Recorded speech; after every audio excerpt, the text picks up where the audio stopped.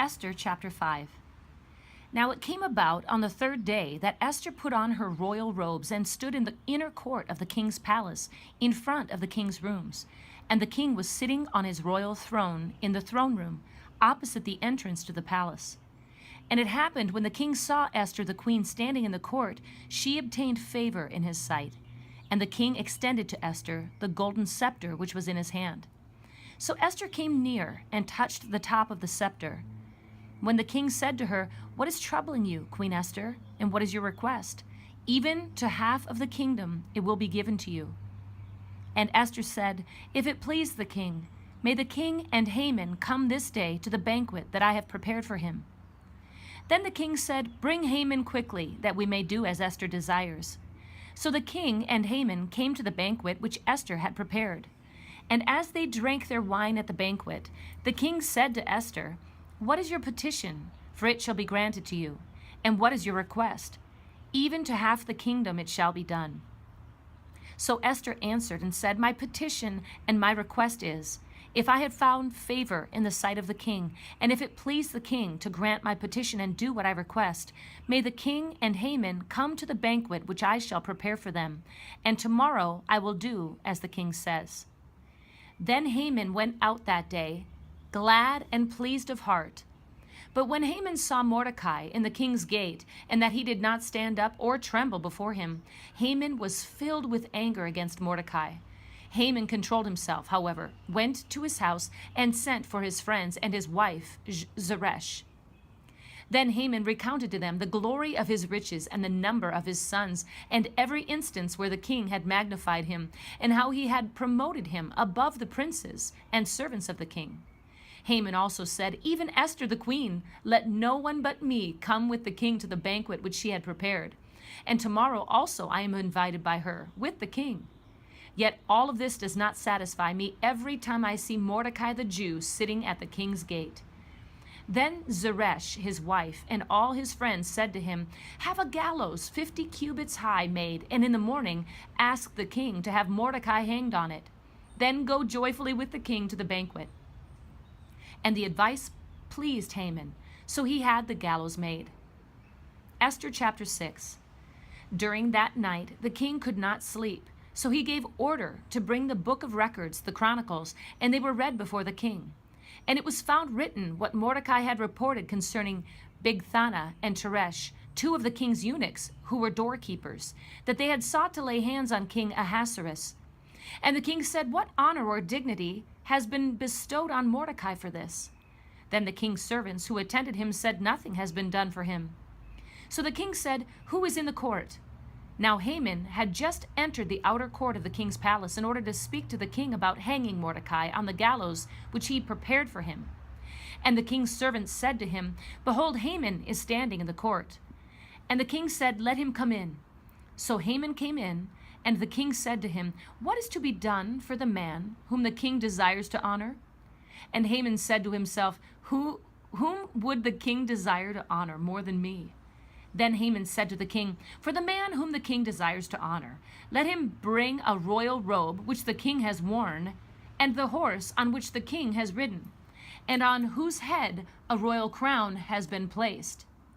And let the robe and the horse be handed over to one of the king's most noble princes, and let them array the man whom the king desires to honor, and lead him on horseback through the city square, and proclaim before him, 'Thus it shall be done to the man whom the king desires to honor.'" Then the king said to Haman, "Take quickly the robes and the horse as you have said, and do so for Mordecai the Jew, who is sitting at the king's gate. Do not fall short in anything of all that you have said." So Haman took the robe and the horse, and arrayed Mordecai, and led him on horseback through the city square, and proclaimed before him, "Thus it shall be done to the man whom the king desires to honor." Then Mordecai returned to the king's gate, but Haman hurried home, mourning, with his head covered. And Haman recounted to Zeresh his wife and all his friends everything that had happened to him. Then his wise men and Zeresh his wife said to him, "If Mordecai, before whom you have begun to fall, is of Jewish origin, you will not overcome him, but will surely fall before him. While they were still talking with him, the king's eunuchs arrived and hastily brought Haman to the banquet which Esther had prepared. Esther chapter 7. Now the king and Haman came to drink wine with Esther the queen. And the king said to Esther on the second day also, as they drank their wine at the banquet, "What is your petition, Queen Esther? It shall be granted you. And what is your request? Even to half of the kingdom it shall be done." Then Queen Esther answered and said, "If I have found favor in your sight, O king, and if it please the king, let my life be given me as my petition, and my people at my request. For we have been sold, I and my people, to be destroyed, and to be killed, and to be annihilated. Now if we had only been sold as slaves, men and women, I would have remained silent, for the trouble would not be commensurate with the annoyance to the king." Then King Ahasuerus asked Queen Esther, "Who is he, and where is he, who would presume to do thus?" And Esther said, "A foe and an enemy is this wicked Haman." Then Haman became terrified before the king and queen. And the king arose in his anger from drinking wine and went into the palace garden. But Haman stayed to beg for his life from Queen Esther, for he saw that harm had been determined against him by the king. Now when the king returned from the palace garden into the place where they were drinking wine, Haman was falling on the couch where Esther was. Then the king said, "Will he even assault the queen with me in the house?" As the word went out of the king's mouth, they covered Haman's face. Then Harbona, one of the eunuchs who were before the king, said, "Behold, indeed, the gallows standing at Haman's house 50 cubits high, which Haman made for Mordecai, who spoke good on behalf of the king." And the king said, "Hang him on it." So they hanged Haman on the gallows which he had prepared for Mordecai, and the king's anger subsided. Esther chapter 8. On that day King Ahasuerus gave the house of Haman, the enemy of the Jews, to Queen Esther, and Mordecai came before the king, for Esther had disclosed what he was to her. And the king took off his signet ring, which he had taken away from Haman, and gave it to Mordecai. And Esther set Mordecai over the house of Haman.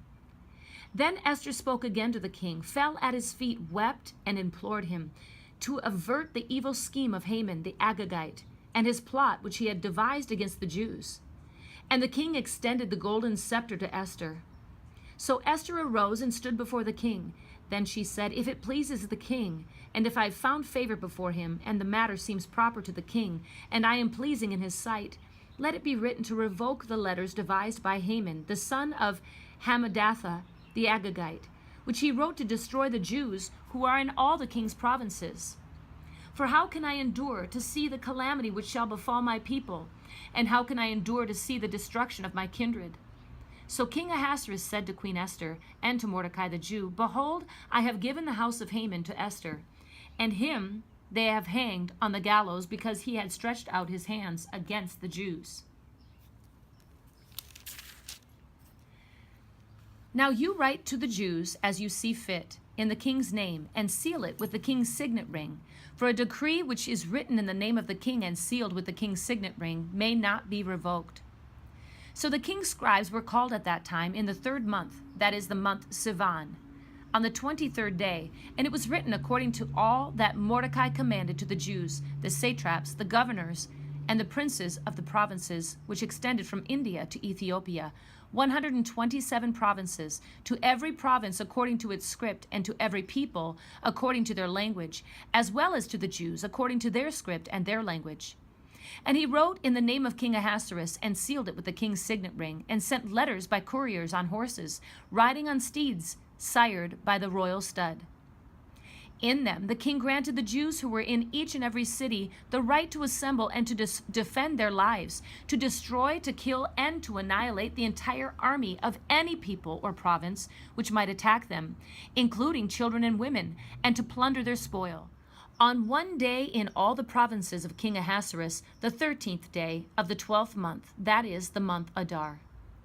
A copy of the edict is to be issued as law in each and every province, was published to all the peoples, so that the Jews should be ready for this day to avenge themselves on their enemies. The couriers, hastened and impelled by the king's command, went out riding on the royal steeds, and the decree was given out in Susa, the capital. Then Mordecai went out from the presence of the king in royal robes of blue and white, with a large crown of gold and a garment of fine linen and purple. And the city of Susa shouted and rejoiced. For the Jews there was light and gladness and joy and honor.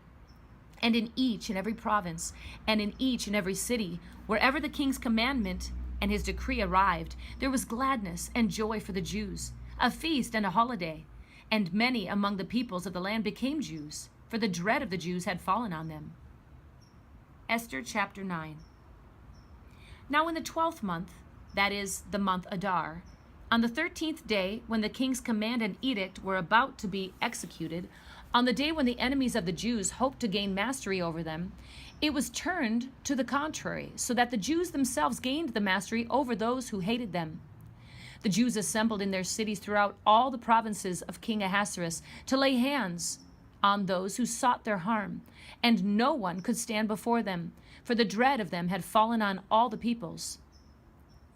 Even all the princes of the provinces, the satraps, the governors, and those who were doing the king's business assisted the Jews, because the dread of Mordecai had fallen on them. Indeed, Mordecai was great in the king's house, and his fame spread throughout all the provinces. For the man Mordecai became greater and greater. Thus the Jews struck all their enemies with their sword, killing and destroying, and they did what they pleased to those who hated them. And in Susa, the capital, the Jews killed and destroyed 500 men, and Parshandatha, Dalphon, Aspatha, Poratha, Adalia, Aridatha, Parmashta, Arasai, Aradai, and Vezatha, the 10 sons of Haman, the son of Hammedatha, the Jews' enemy, but they did not lay their hands on the plunder. On that day, the number of those who were killed in Susa, the capital, was reported to the king. And the king said to Queen Esther, "The Jews have killed and destroyed 500 men, and the 10 sons of Haman in Susa, the capital. What then have they done in the rest of the king's provinces? Now what is your petition? It shall be granted to you. And what is your further request? It shall also be done." Then said Esther, "If it pleases the king, let tomorrow also be granted to the Jews who are in Susa to do according to the edict of today, and let Haman's 10 sons be hanged on the gallows." So the king commanded that it should be done so, and an edict was issued in Susa, and Haman's 10 sons were hanged. And the Jews who were in Susa assembled also on the 14th day of the month Adar, and killed 300 men in Susa, but they did not lay their hands on the plunder. Now the rest of the Jews who were in the king's provinces assembled to defend their lives and rid themselves of their enemies, and kill 75,000 of those who hated them, but they did not lay their hands on the plunder. This was done on the 13th day of the month Adar, and on the 14th day they rested and made it a day of feasting and rejoicing. But the Jews who were in Susa assembled on the 13th and the 14th of the same month, and they rested on the 15th day and made it a day of feasting and rejoicing. Therefore the Jews of the rural areas who live in the rural towns make the 14th day of the month Adar a holiday for rejoicing and feasting and sending portions of food to one another. Then Mordecai recorded these events, and he sent letters to all the Jews who were in all the provinces of King Ahasuerus, both near and far, obliging them to celebrate the 14th day of the month Adar and the 15th day of the same month annually, because on those days the Jews rid themselves of their enemies, and it was a month which was turned for them from sorrow into gladness, and from mourning into a holiday, that they should make them days of feasting and rejoicing, and sending portions of food to one another and gifts to the poor. Thus the Jews undertook what they had started to do, and what Mordecai had written to them. For Haman, the son of Hammedatha, the Agagite, the adversary of all the Jews, had schemed against the Jews to destroy them, and had cast pur, that is the lot, to disturb them and destroy them. But when it came to the king's attention, he commanded by letter that his wicked scheme which he had devised against the Jews should return on his own head, and that he and his sons should be hanged on the gallows. Therefore they called these days Purim, after the name of Pur. And because of the instructions in this letter, both what they had seen in this regard and what had happened to them, the Jews established and made a custom for themselves and for their descendants and for all those who allied themselves with them, so that they should not fail to celebrate these 2 days according to their regulation and according to their appointed time annually. So these days were to be remembered and celebrated throughout every generation, every family, every province, and every city. And these days of Purim were not to fail from among the Jews, or their memory fade from their descendants. Then Queen Esther, daughter of Abihail, with Mordecai the Jew, wrote with full authority to confirm this second letter about Purim. And he sent letters to all the Jews, to the 127 provinces of the kingdom of Ahasuerus, namely words of peace and truth, to establish these days of Purim at their appointed times, just as Mordecai the Jew and Queen Esther had established for them, and just as they had established for themselves and for their descendants, with instructions for their times of fasting and their lamentations. And the command of Esther established these customs for Purim, and it was written in the book. Esther chapter 10. Now King Ahasuerus laid a tribute on the land and on the coastlands of the sea, and all the accomplishments of his authority and strength, and the full account of the greatness of Mordecai, to which the king advanced him, are they not written in the book of the chronicles of the kings of Media and Persia? For Mordecai the Jew was second only to King Ahasuerus, and great among the Jews, and in favor with the multitude of his kinsmen, one who sought the good of his people, and one who spoke for the welfare of his whole nation.